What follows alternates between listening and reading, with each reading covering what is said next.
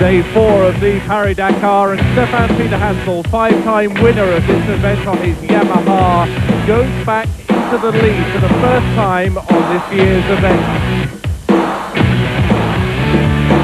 The Frenchman leads a gaggle of KTMs after winning the 247-kilometer special stage from Nador to Urashiria.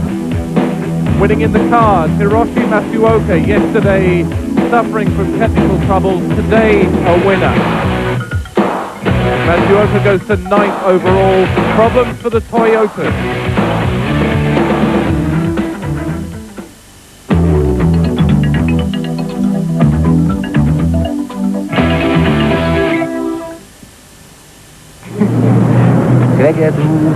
Yesterday, not a good day for Pierre Lartigue, three-time winner of the rally.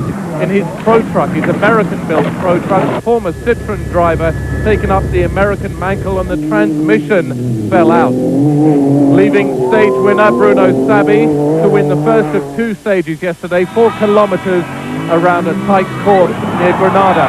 Stefan Peter Hansel crashed on that course, managed to pick up his very heavy 100 horsepower Yamaha and keep going.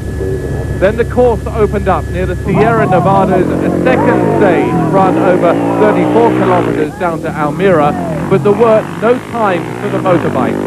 A problem with the timing equipment and the computers on the motorcycle section meant that the stage was cancelled in terms of timing for those on two wheels.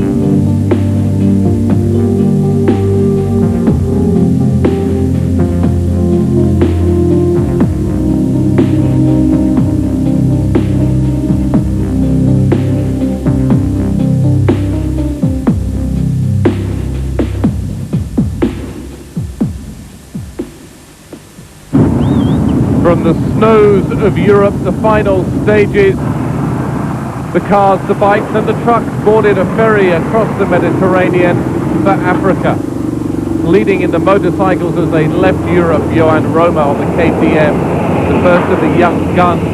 44% of motorcyclists are riding KTMs this year. Safety in numbers, they think, against the sole Peter Hansel-ridden Yamaha. Giovanni Sala from Italy, second on the KTM.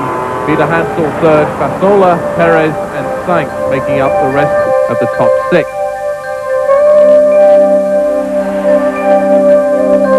A fond or not so fond farewell for those who didn't enjoy the European stages as they head for the Dark Continent, for Morocco and the start of the rally proper. Leading overall in the cars, Bruno Sabi. From his Mitsubishi teammate Jean-Pierre Fontenay, Kenjiro Shinazuka, and the fastest of the Toyotas, Philippe Bomberg in fourth, leading Jose Servia. That's the way it started in Africa this morning. Happy to see the end of Europe, the Pro Truck team. Pierre Lartigue, his transmission problems yesterday, not a good start for the American-run team. Also in the team, Henri Pescarolo, four-time winner at Le Mans, and Larry Ragland, the American Baja champion.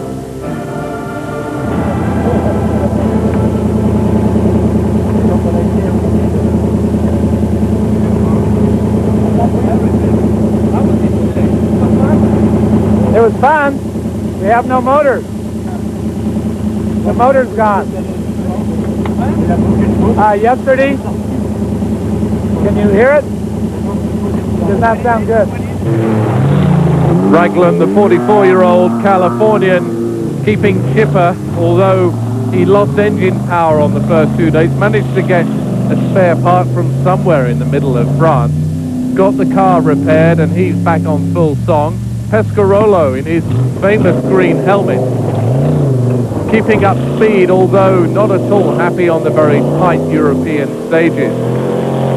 And even going without a windscreen on the stages through Spain yesterday.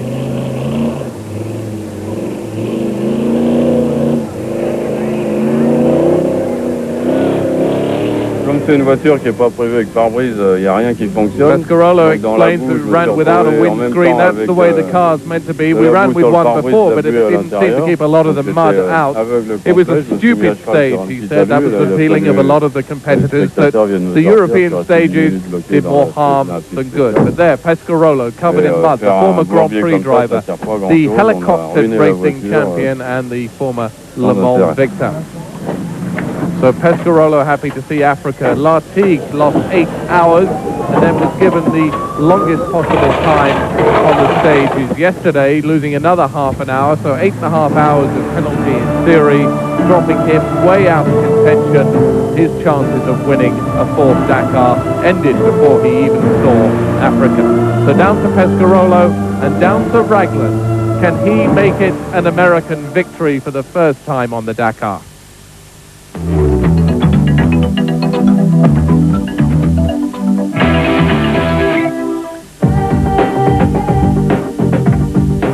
Mediterranean behind us, 182 kilometres of tarred liaison section untimed, before 247 kilometres, about 150 miles of special stage between them.